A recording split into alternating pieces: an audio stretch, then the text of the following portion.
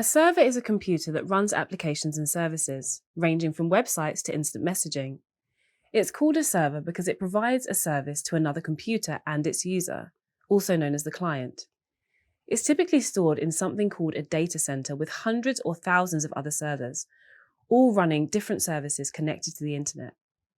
There are many different systems in data centers to ensure that servers have continuous power, continuous internet connection, and are kept cool 24 hours per day. Did you know that there are data centers located all around the world? Many websites use these to allow you to access your content quickly from the data center nearest to you. The data center servers are built based on the server's purpose. For example, if the server is only to be used for storing images, it might have a lot of hard drive space, whereas a server computing complex calculations might need a fast processor and a lot of memory.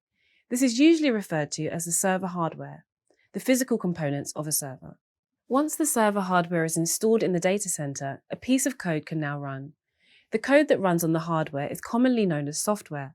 One way I like to remember this is to think of hardware as something you can physically touch and is difficult to change, as you need to physically replace components.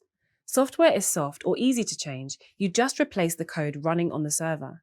The services a server can run can vary, but in this video, you will learn about a type of server software known as a web server.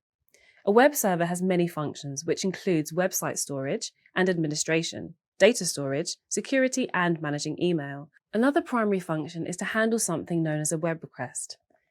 When you open a browser on your device and type the name of the website, it's the job of the web server to send you back to that website's content. This process is known as the request-response cycle, and you will learn more about it later. Web servers are also designed to respond to thousands of requests from clients per second. In this video, you learned about web servers and how they consist of hardware and software. You also learned that one of the primary roles of a web server is to respond to web requests from the client.